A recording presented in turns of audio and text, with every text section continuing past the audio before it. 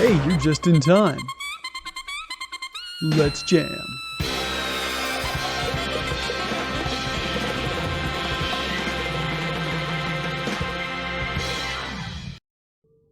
Good morning, good afternoon, good evening. Welcome to episode 5 of Let's Jam. My name is Scott. Of course, joining me, as always, is my good friend Ollie. Hi, Ollie. Hey, how's it going, everyone? Holidays, season of loving Yeah. and giving. So when this episode airs, it'll probably be after the holidays, but we're recording this in early December. Mhm.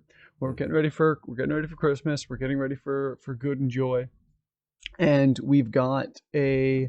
By the time this episode is out, there should be on the Patreon, which we're going to talk about at the end of the episode, a Patreon special going over and summarizing and reviewing and same sort of style of show that we usually do for the shows that we cover here at Helga House for the movie Tokyo Godfathers. So we're working on trying to put that together, and by the time this episode comes out, that should already be on the Patreon, and you can enjoy the Helga House Christmas special covering Tokyo Godfathers. I mean, if it's not out by the time this episode comes out, then I've done something seriously wrong, or I've just gotten really busy and it just wasn't able to happen. How was your week, Ollie? How were your Bebop episodes? What did you think? My Bebop episode was awesome. Jet, the man.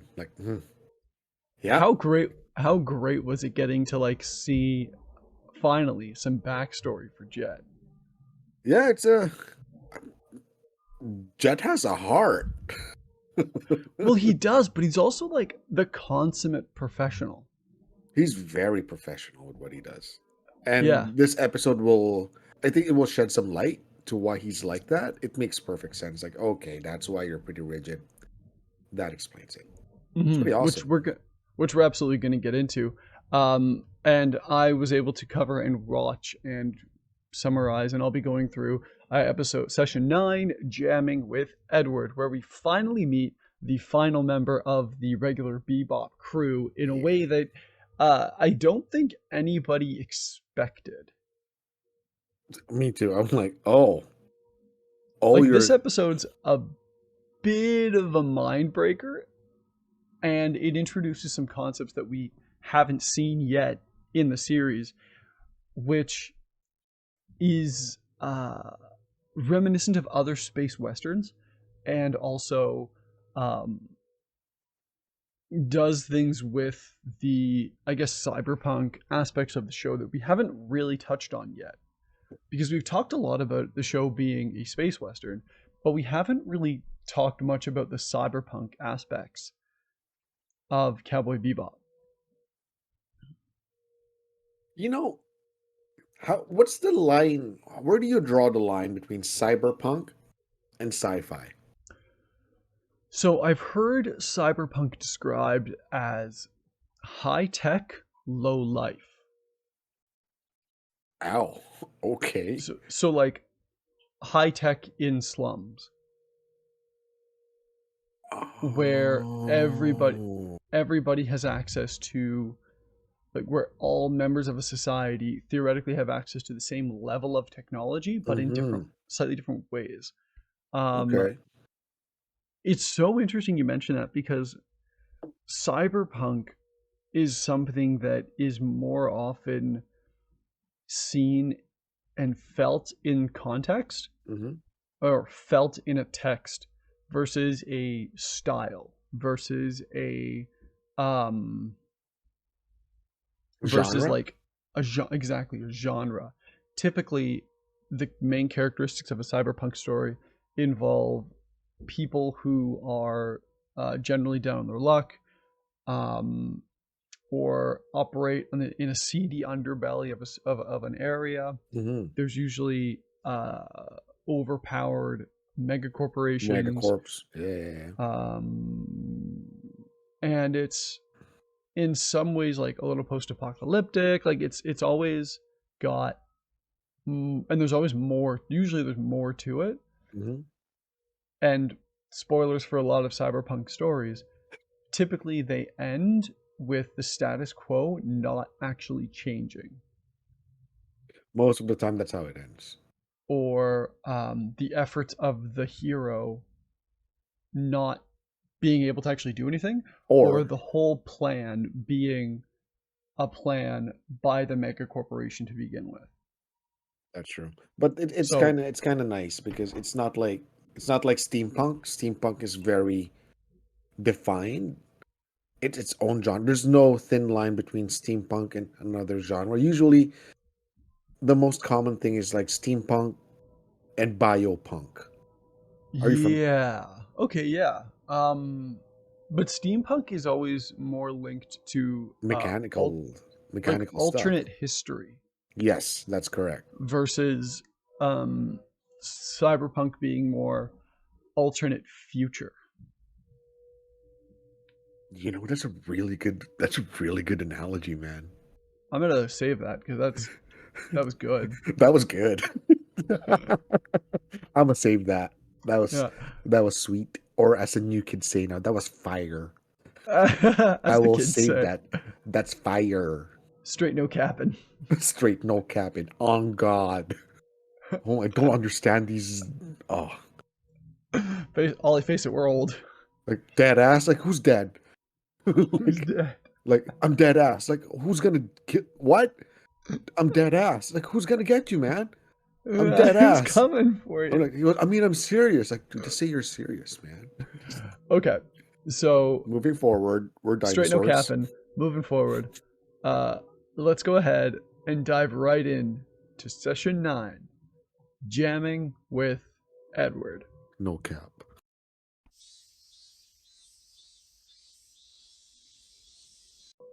So I think this is the first time we actually learn the backstory of planet Earth.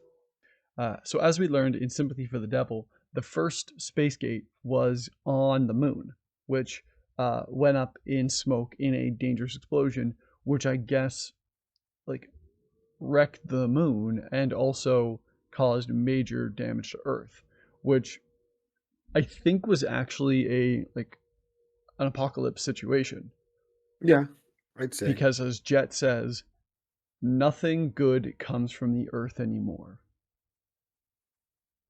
Which I feel like he says it a bit later in the episode, but it's like feels like a much more profound quote Yeah, than it is when he just says it. Like he says it kind of off the cuff, but it's given the attention as if it's something that's a little bit more important. Um, so we open up on a satellite orbiting the planet, and a voice lamenting its loneliness as if somebody's on the satellite and is stuck there. And then it fires up a bunch of lasers to carve a bunch of geoglyphs into the ground. I find that funny, So man. when I, it started shooting, yeah.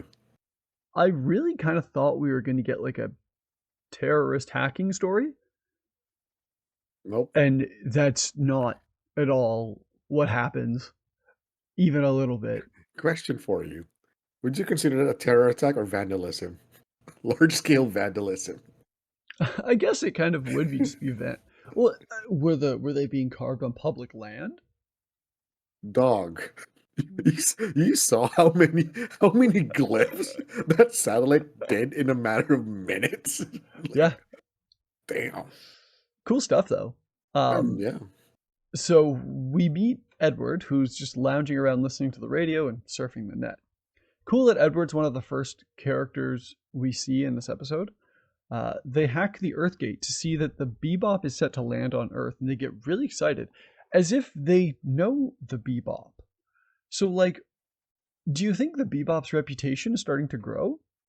See, that's what I was curious about. Okay, Earth knows the Bebop. Okay. Who is the Bebop? As far as I know, it's just Jet and Spike, Right. right? So, are they like starting to actually make an like? Have they been making a name for themselves in the universe? Because think about it, they saved Ganymede, they blew up a church, they Yeah. tracked down the Eco terrorists.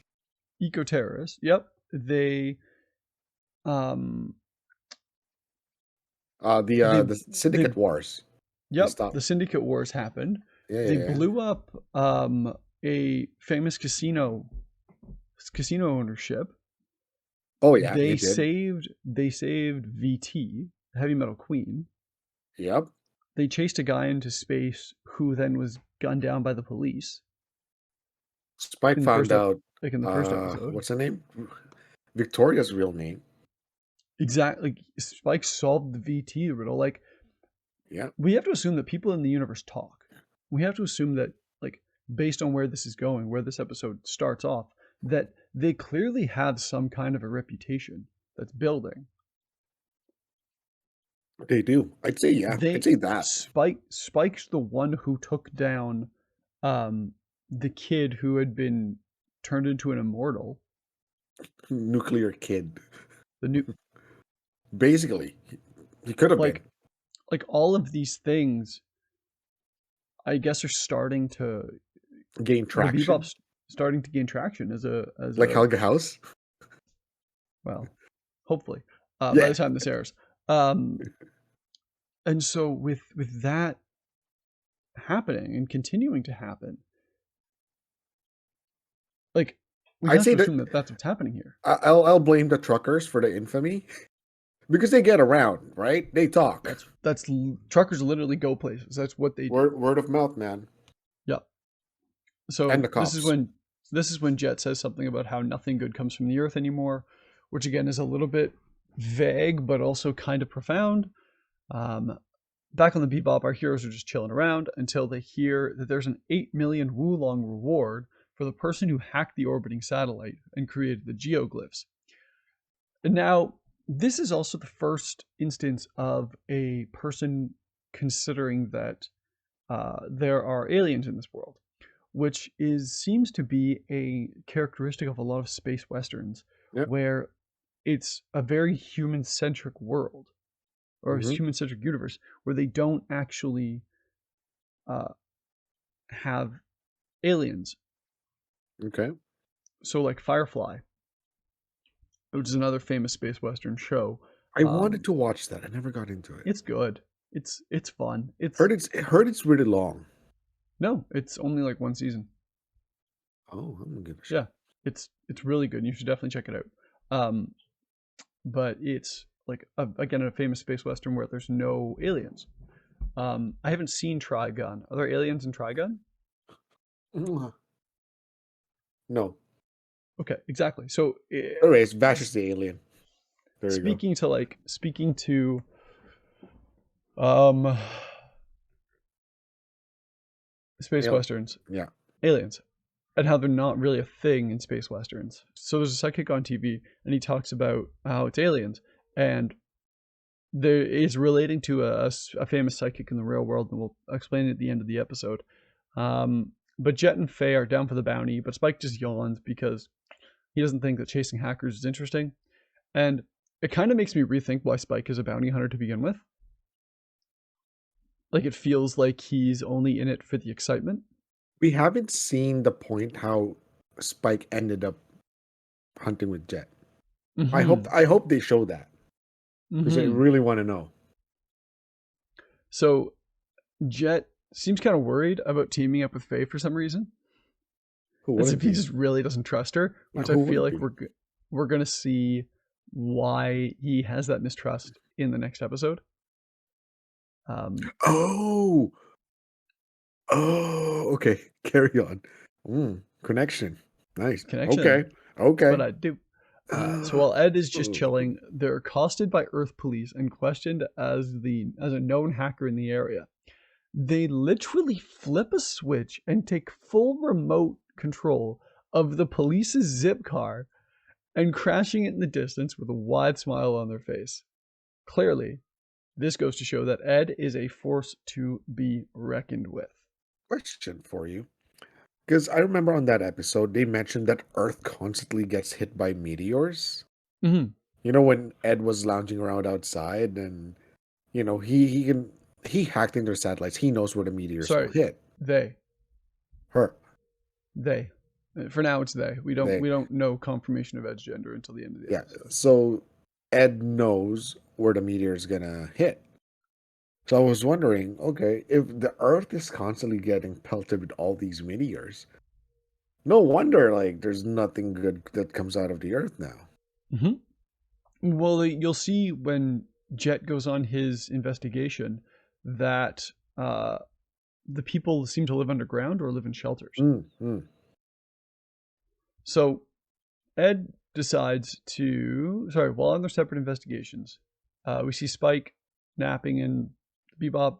Ed hacks into the Bebop to see that they're looking for the person who hacked the satellite, and Ed just decides to help them. So while on their separate investigations, Faye learns that there are hundreds of active transmitters, while making her so that's going to make her search for the hacker quite a bit more complicated. And Jet combs the seedy underbelly of the planet to find out that the hacker is most likely somebody called Radical Edward, with descriptors such as a drag queen, a 7-foot basketball player, or an alien. All of them, but all of them seem to refer to Ed as a he, as if the episode they're purposely like obfuscating Ed's gender. So Ed hacks into the satellite in question, and like the satellite that carved the geoglyphs, and finds out that it's never been hacked before. So the satellite has never been hacked before, including regarding this situation. And suddenly, they hear a voice, and we cut to commercial. So this is the first aspect of cyberpunk that I was talking about before with regards to AI developing sentience. Mm-hmm. Because when we come back, the satellite identifies itself as the CPU on D135's artificial satellite. And it decides to call it MPU instead because it's, well, neater than CPU. So MPU explains that it wanted to recreate the Nazca lines after the gate destroyed the Earth's landscape. So this sentient AI, this AI that's developed sentience, saw what happened with the technology that was developed and the destruction that it caused, and decided to recreate the famous Nazca lines in Peru because it was lonely and bored. So bad for the AI. Well, yeah, it's been alone in its isolation So for you're telling me that this AI watch everything, like, it watch shit roll downhill for Earth. yeah, Oh, damn. yeah, saw They it all should happen. preserve that AI because, like, that's information that, like, this is how the planet basically died. Don't do So this. so that's kind of where the episode goes, and it sort of makes a statement on what that means. Mm-hmm. So as Ed asks if they can draw something, the police jam their communication. So back on the Bebop, Jet shares his conflicting evidence with the crew as they try to enjoy the souvenirs that he brought back, which are ancient-looking things, ancient-looking peeps, like the marshmallow peeps, They're back in that season. that they call Piokos. Now, it's wild to me that of all things to survive Peeps. into the late 21st century, the one thing that survives are peeps. Now, Yep. that makes me believe that there's also Twinkies in this world. At Man, some point, those things don't go bad. that's what I'm saying. There's It's a lie. probably ancient Twinkies somewhere. Snowballs. Remember those And things? snowballs. Probably ancient Joe Louis. Dude, sure. Yeah, yeah. I'm getting hungry. Carry on. Yeah, right. So Peeps. Jet sees that the police are also after Ed. Uh, just then, Ed contacts the Bebop through the hack and explains that the satellite made the carvings itself out of a loneliness and boredom. And Ed explains that the only way to capture quote unquote MPU is to get to the satellite and make a copy of the CPU to hand in for the bounty.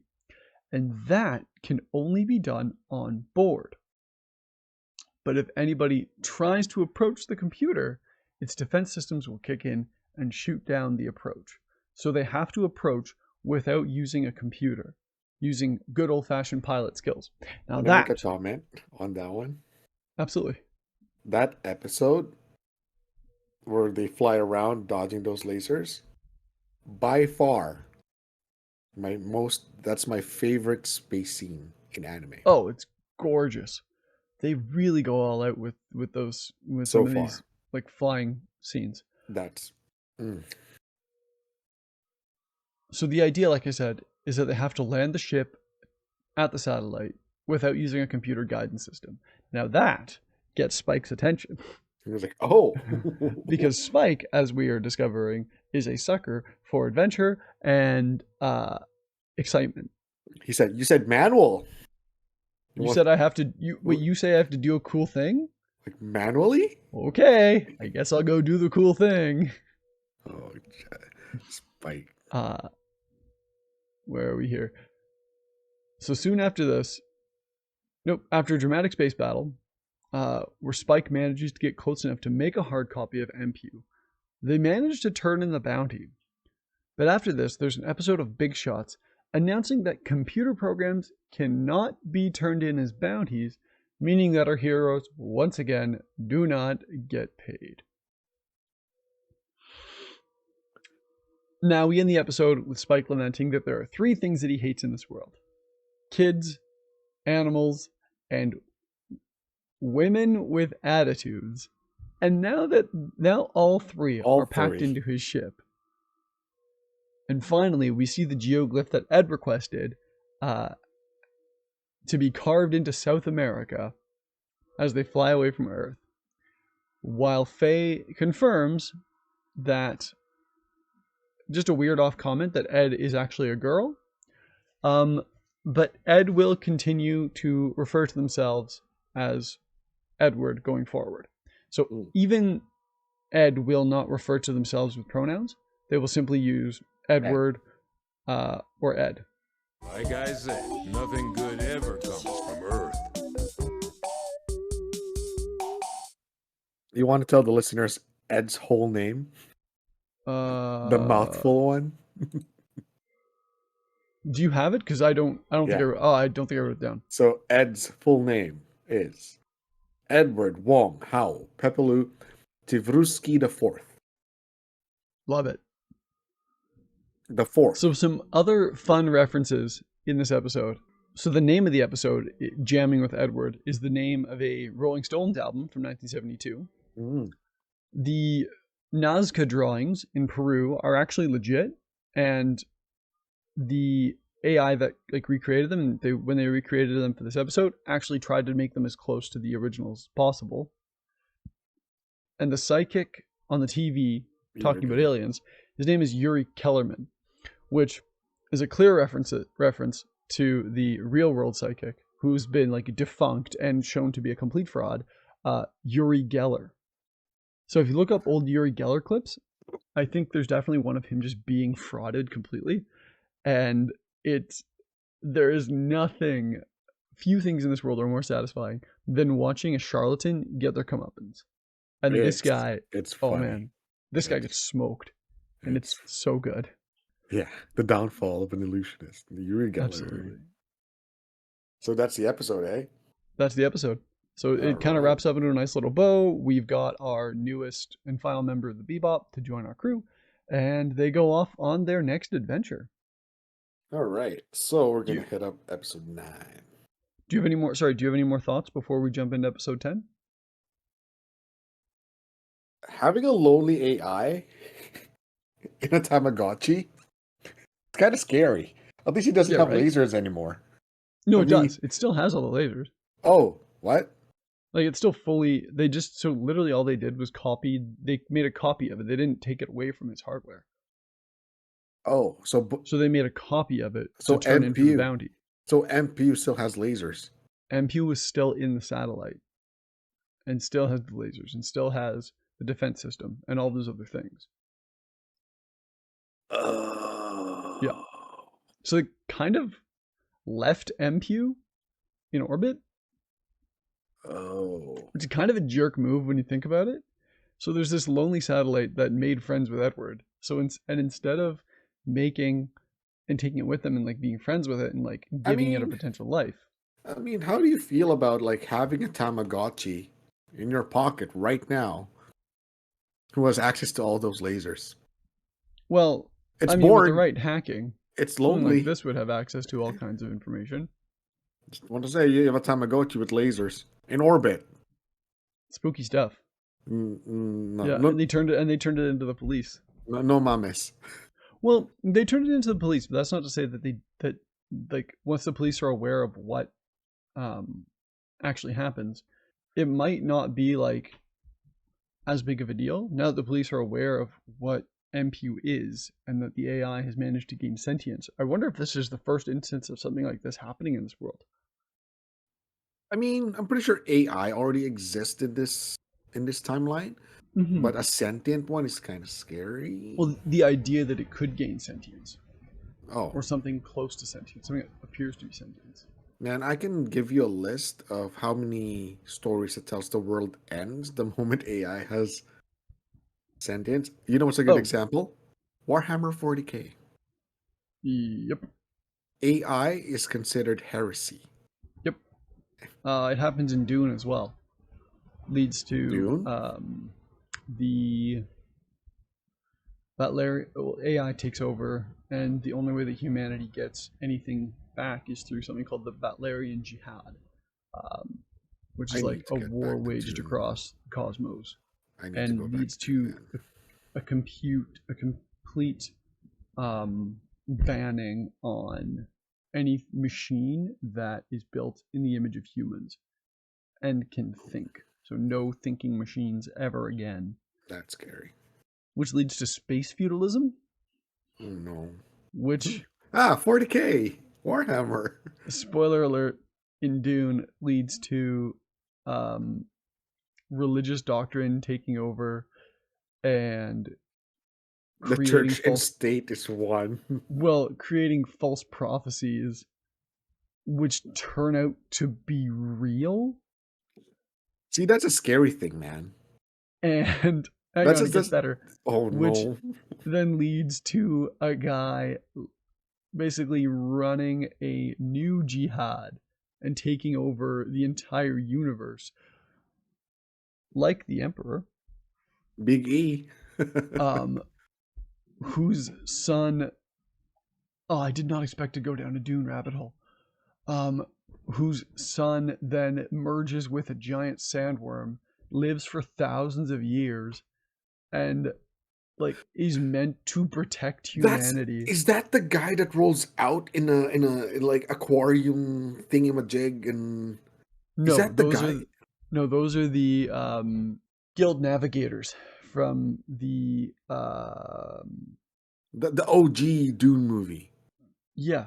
So those guys are basically humans who have completely saturated their bodies with spice, and it's given them limited prescience. It sounds so weird when you say saturated the body with spice. That's what happened.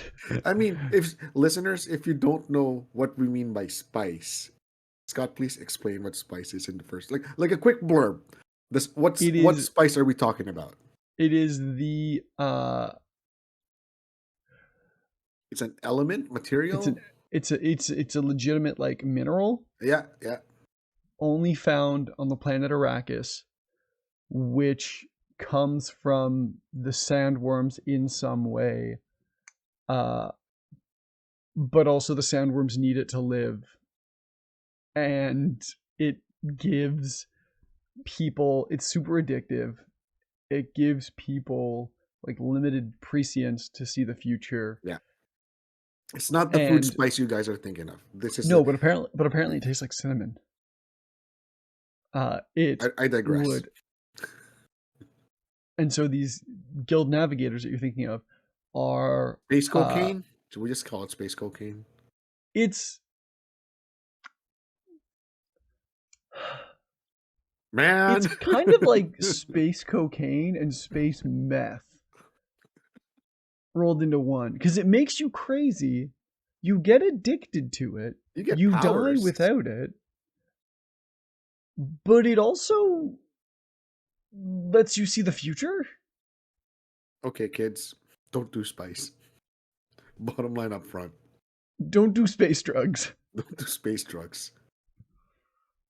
How do we end up here? Technology, Anyway. AI. Yep, Right. AI brought us here. Right. Thanks, AI. I haven't even Dune finished the is whole series. Dune. So I want Great. to let you kids, just want to let the listeners know this is a Cowboy Bebop podcast. But Whoops. we're we like stuff Tell like us Dune. about session 10, Ollie. Gonna hop on to session 10 now.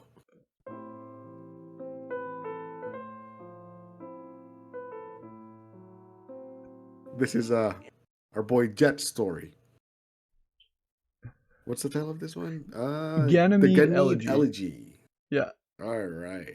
So for all the episodes that we've seen, we've all known Jet as the big, organized, and rigid dude that he is. Very professional, headstrong. He's pretty. He knows. He tells you what he wants. Most of the time, he gets it right. Mm-hmm.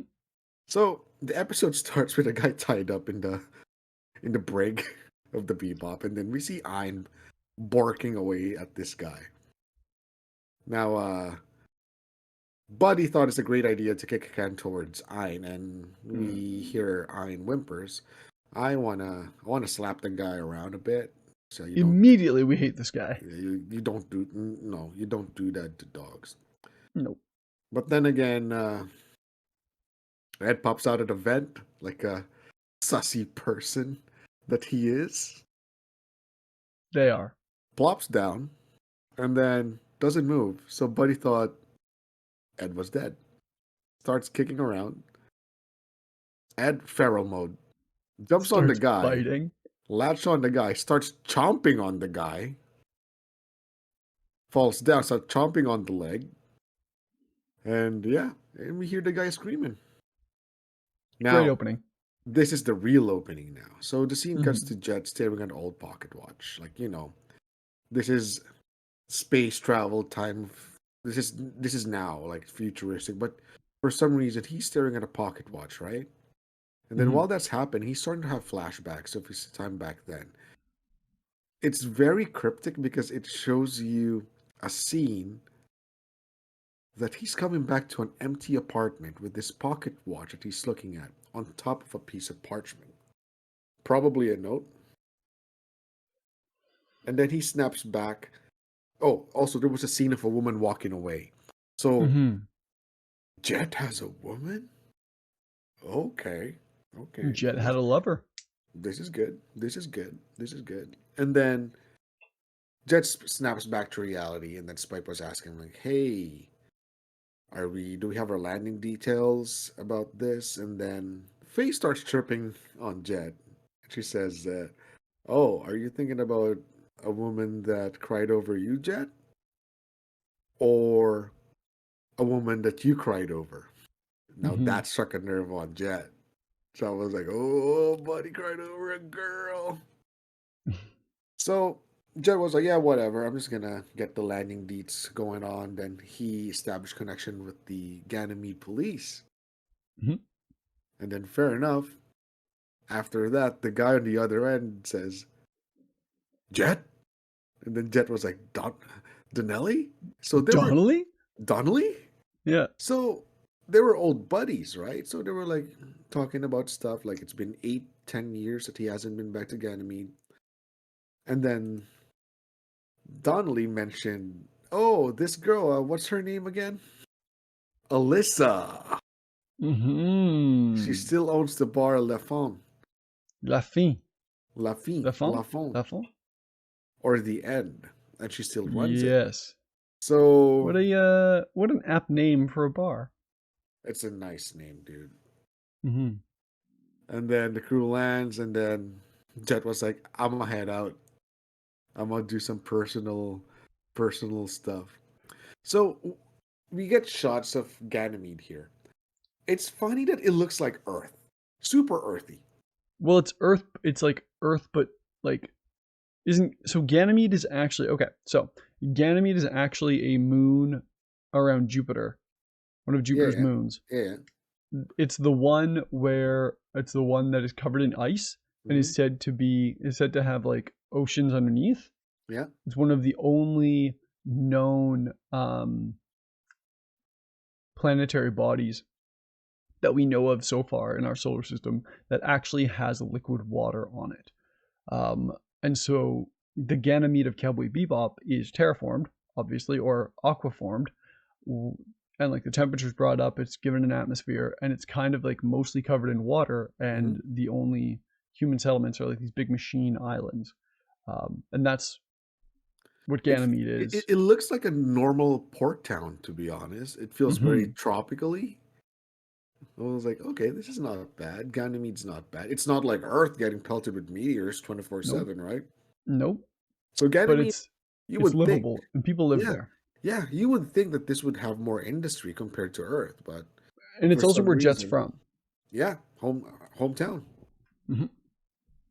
So now the scene cuts back to Spike and Faye claiming the bounty of the guy who, effed around and found out, Mhm. thanks to Ed, and they got paid. Yay! Our team And gets paid. they get paid. They get paid, which is good. And then there was a line between Spike and Faye, and then so they were talking about like Jet having this woman. And then Faye spills this line. Where's that? No. So Faye says, he would be wrong to think that your old woman still thinks about you. Hmm. But Spike rebuttals pretty good and tells Faye that not all women thinks like you are her. Mm-hmm. So, they know there's something going on with this. And then during this conversation, Ed cuts in, spinning around with iron in hand, that they want tea. It Yeah. was like 3 o'clock tea. Yeah. This is And a scary When I saw this scene, first thing that went to mind was like, oh no. Hey man, Ed, super hacker, Ein, data dog. oh, So of course they're going to be best friends. yeah, that's kind of scary. Kinda. But at least they're good guys. It's very scary. And then, I think Oh yes, the big budget of the of big this budget of the episode. of this episode There's a once it is. I don't need to yeah. elaborate on this segment, Well, but watch the episode and see the scene where Faye oils herself, yeah, and just for tell me with how suntan oil. many frames they used on that scene. Feels like a So lot. I'm worried that the chase scene or the action scene at the end of the episode, which you're going to talk about in a bit, Mhm. was not all that it could have been Yeah, because yeah. of the scene. This scene is the culprit, man. It's because of this scene.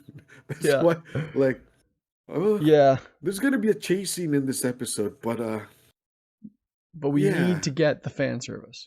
We need sunbathing in Ganymede, yeah. oil, We Faye. get it. Faye is meant to be hot. We get it. We get it. But the fun thing here is it's the they kind of mellowed it down with Ed's antithesis to this scene, Mm. right? So Ed was curious. So they asked her, like, why do you rub that stuff on you? Yeah. And then Faye answers with, beautiful skin is maintained by continued effort that seems futile. So Ed was like, huh, okay. Starts rubbing face on On thigh. her leg. Yeah. Straight up, face on thigh. Just rubs it. And starts screaming, futile, useless.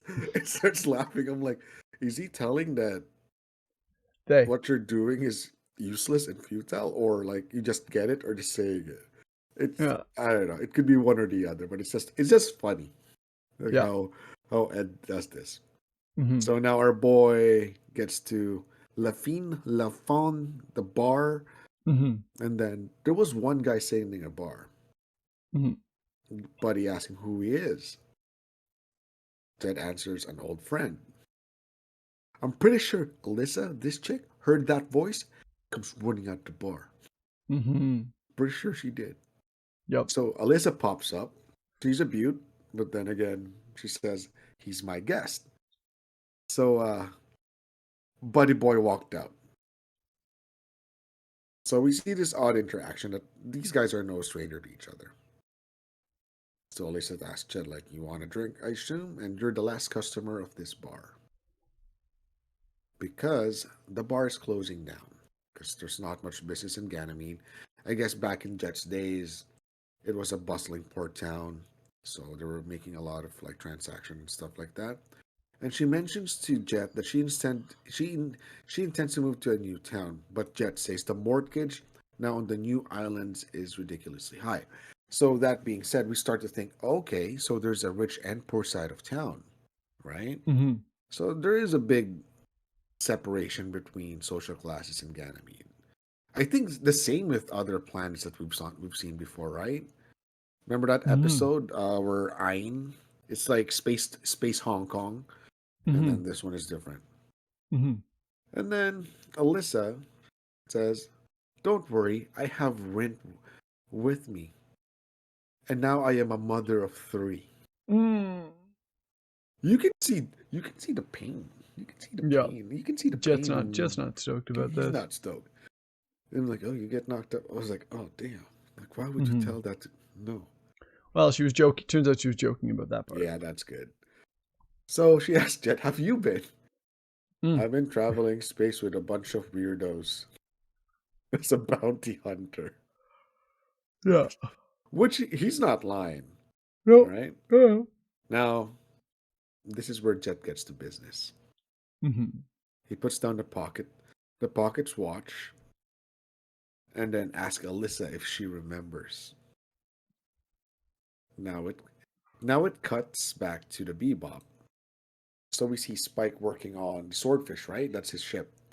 Working on it, but then Donnelly rings him up and looking for Jet, but Jet was not around. So he tells Spike, hey man, you're Jet's partner, right? Yeah. So I got a bounty here. It's not yet released. So figured you'd want to know about it. Yeah. You can make connections in this one, and you get like advanced tips like, oh, this bounty's coming up, which is pretty cool.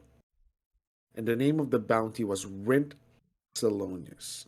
Mm-hmm. That is the dude that's sitting in the bar when Jet walked in. Yeah. So this is something that Jet doesn't know anything about. I hope you can answer this one for me. So Donnelly addresses Rent as Alyssa's gigolo. Yes. What does it mean? A gigolo is a male prostitute. Oh. Yeah. So when you say prostitute, doesn't mean. Oh, okay. So a young man paid or financially supported by an older woman to be her escort or. Oh, so what do you call a female version of this? Same sort of thing. A prostitute as well, I think. Gigola? No. No. I think I don't know for sure, but I think that gigolo has a slightly different connotation. It's a slightly more elevated connotation than the traditional prostitute definition. Due to patriarchal nature of society, where unfortunately and this is changing, luckily, and good that it's changing, but the nature of a man who is able to be with an older lady and be paid by her is so like sugar baby. Yeah, seen as more advanced in the eyes of society than a woman who is doing the same with an older man. Oh, do you think gigolos file for taxes? They should be. They should be. I know I would if I was. Would. Oh man. Anyways, thank you always for the information. Always charge taxes on any service you provide. Always declare your income. Declare all your money. All your money. All right. So we're gonna sort of pick up the pace a little bit on this episode. We're starting to sort of run a little bit low on time. Yeah. So off we go. And then Spike asked for the bounty, but it wasn't disclosed. And then we see on the Bebop face soaking up the ray, Ed's fishing, Swordfish takes off. Mhm. Now, Jet was trying to get a hold of, Spike was trying to get a hold of Jet, but no answer.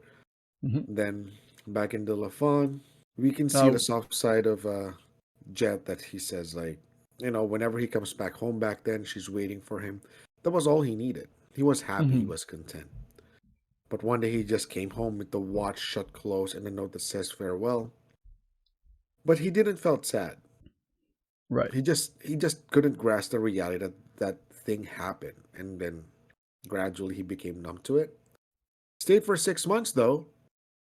Told himself, I'll stay for 6 months. If she's not back in 6 months, I'm Uh, taking off. I'm taking off. Then he took off because she never came back. Mhm. And then Jet tells Alyssa, I'm not here to blame you for what happened or anything that you disappeared. And then Alyssa's answer to straight up pisses me off to no end.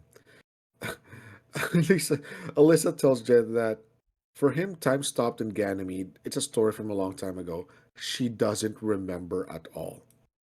Seriously. Yeah, that's obviously a lie. Yeah, yeah. So, Buddy just walked out. Alyssa said bye. Then we see Lint having trouble lighting up a smoke. Mhm. And then Rint came back inside and told Alyssa, like, oh no, he's a bounty hunter. He cried like a little. Yeah. Yep, Cried like somebody who, yeah. yeah. Killed a man, and like Alyssa was like, all right, let's get away from here. We gotta Mhm. run, and yeah, I'll take you with me. So Spike was like looking for Rin. Jet was, piecing out from that place. Jet happens to find a boat of hydrofoil, Mhm. goes after it, confirmed that Rin was driving the boat, Mhm. and Well, Jet, starts no, to. Jet Oh, jumps in Spike. his ship. Yeah. Spike was chasing Rin and Alyssa on a boat with his swordfish. Jet just left, and then Spike starts shooting, trying to disable the engines, I guess. Yeah. But Rint is a smart boy. He starts shooting back with a pistol. The swordfish Yeah. has a, the swordfish has machine guns, dude. Desperate times, desperate people make desperate choices. Come on. So while the chase was going on, they sneak up to a tunnel. Spike pulled up. As he's pulling up, Jet was like cruising down, so they kind of Yep. dodge each other. Yep. Pretty cool. The budget could have been bigger if that Yeah, oil well, you if know, that oil budget went scene into, didn't yep. happen. Just went into more important things, They're chit chat. Hey, what you doing? Hey, I'm Yeah. going after this bounty. Hey, who you going after? Hey, this guy. Yeah. And then Jet saw it. Hey, I know this, mama. I I'll take will. care of it. Let me take care of this. No, are you sure? Yes, I am the black dog. Where did the accent come from, Ollie? I don't know. It's kind of funny thinking if they're both Italian. Hey, They both got hey. characteristic Italian, like Yeah, caricature Italian accents. yeah. So we found out like Jet is indeed known as a black dog. He is a cop back in Ganymede, and duty and honor. Yep. This business became. I hate to say it, but as much as Jet denies it, it's personal. Yep. Yeah. Yep. So Spike was like, "All right, big dog. All right, so all you, bud. Okay, big dog. This is all you. I'm not gonna f around and find. I'm gonna f around and find out with you. You got Yeah. this. Bring home the Yeah. bacon, baby. This is all you. This is the funny thing. I like Jet's ship. It has a tail like a scorpion. Yeah. Shoots a harpoon in the Into- engine. I'm like, oh, okay.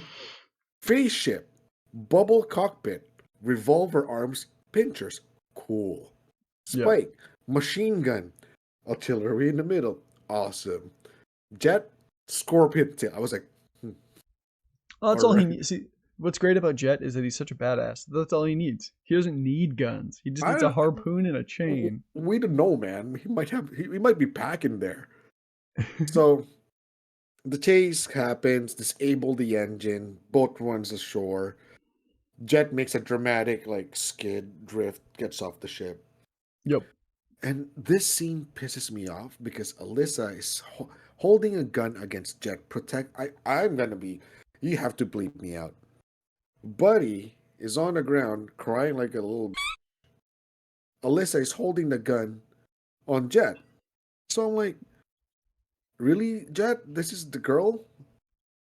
Like, really? This was the girl. She fires a couple of shots. Thank God Alyssa's a bad shot. She's horrible. Mm-hmm.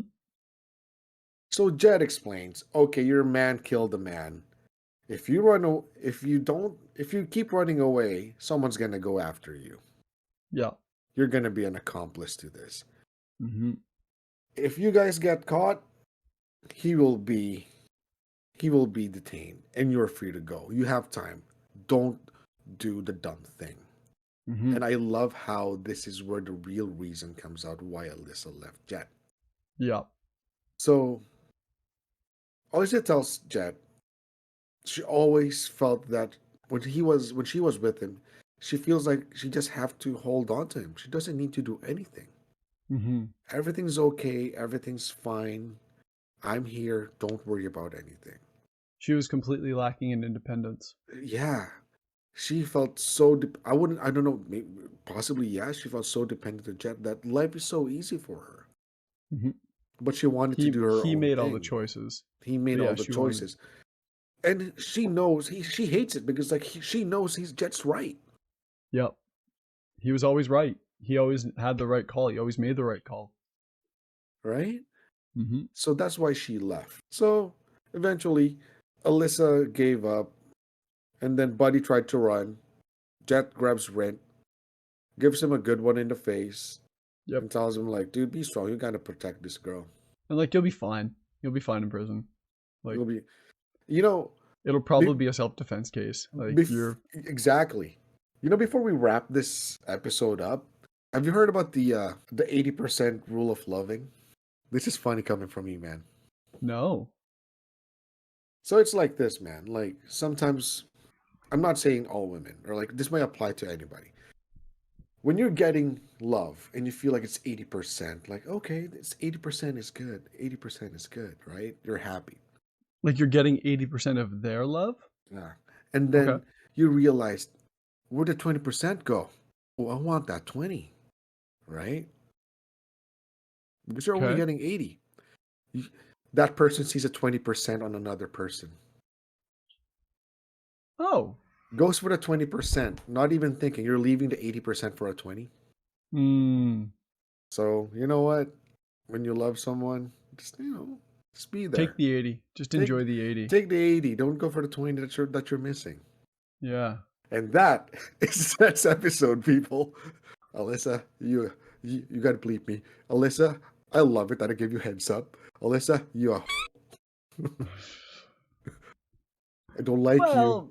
I don't like you. She just wanted to be independent, and she didn't feel she could get that from Jet. And even Jet acknowledges, he's like, I couldn't give her what she wanted. Communication. So, yeah, it's a wonderful thing. How does Jet end the episode? It's awesome. He was walking away, looks at the clock, hucks it back in the water. So the time in Ganymede starts moving again. So our boy got over it because he realized, oh, this is the girl no. I can't believe I cried. Oh, hell no. That's Jet. Black Dog. Yeah.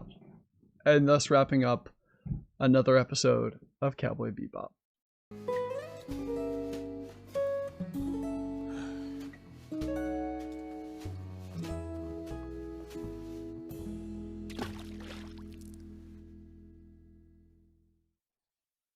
What were your overall thoughts on these two episodes? Hey man, I really thought it's awesome.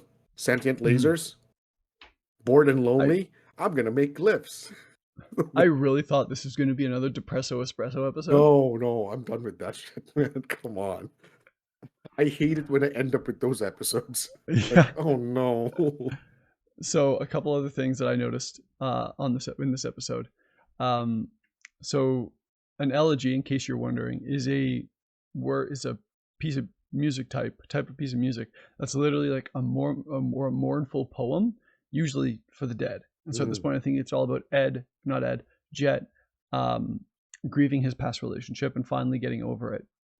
So the Baker Penchuero, the name of the bounty head that was collected at the beginning of the session, is named after the last names of the main characters from the 1970s police drama Chips, John Baker and Francis Penchuero. And finally, Jet's nickname Black Dog is a real obvious reference to the Zeppelin song of the same name. So those are just cool sort of references that I picked up in the episode that I wanted to make sure I shared. I sent a picture. I sent a link to you. Tell the listeners how Jet looks like when he was younger. Yes. Oh, yeah, definitely. Yeah. He looks just like, what was his name? Jigen? Jigen from Lupin the Third. Yep. And, well, do you remember we talked about this in a previous episode about how Cowboy Bebop, in a lot of ways, was inspired by Lupin the Third? 100%. 100%, dude. Yeah. And so we talk about Cowboy Bebop as a series that went on to influence so many different things, but it was also influenced by so many other things. It is at once derivative and influential at the same time. Yeah. It's an amalgamation of cultures back then, of references. It's pretty awesome. Man, I am 10 episodes in. How do you feel about the series overall? I'm just pissed they didn't make a second, third, and fourth season of this. Can you imagine if Cowboy Bebop is the same length as One Piece? You know what? I think the beauty of a shorter anime is that it comes in, it tells its story, and it gets out. It doesn't linger. It doesn't try to drag itself on. It oftentimes doesn't have a lot of filler. It really straddles the line between movie and long form series. And so, to answer your question, I don't think this show would be better in a longer form.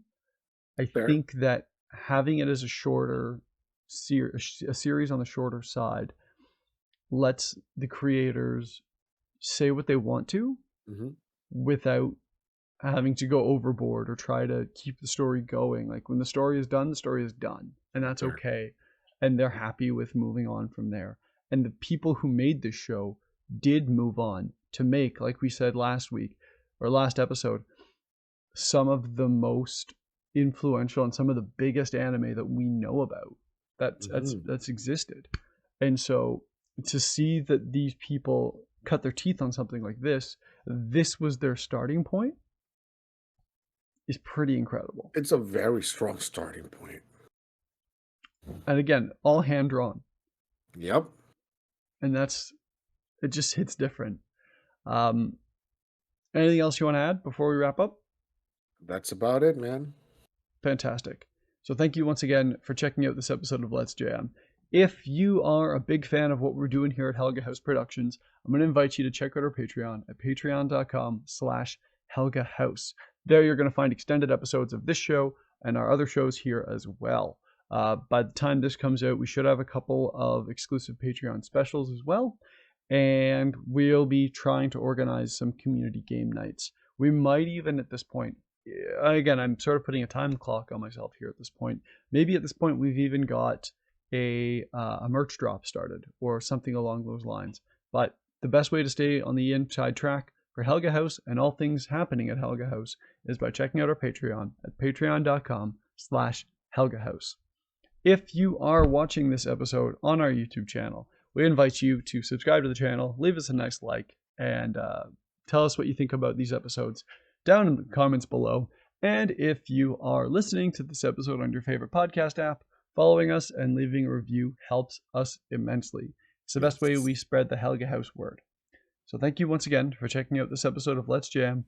We hope you enjoyed. We'll catch you in the next one. Catch you later. Bye now. Bye.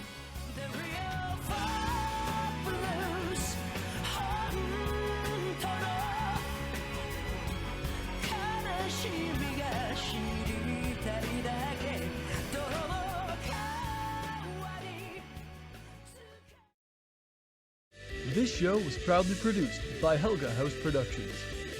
And for more shows like the one you just listened to, visit helgahouse.com.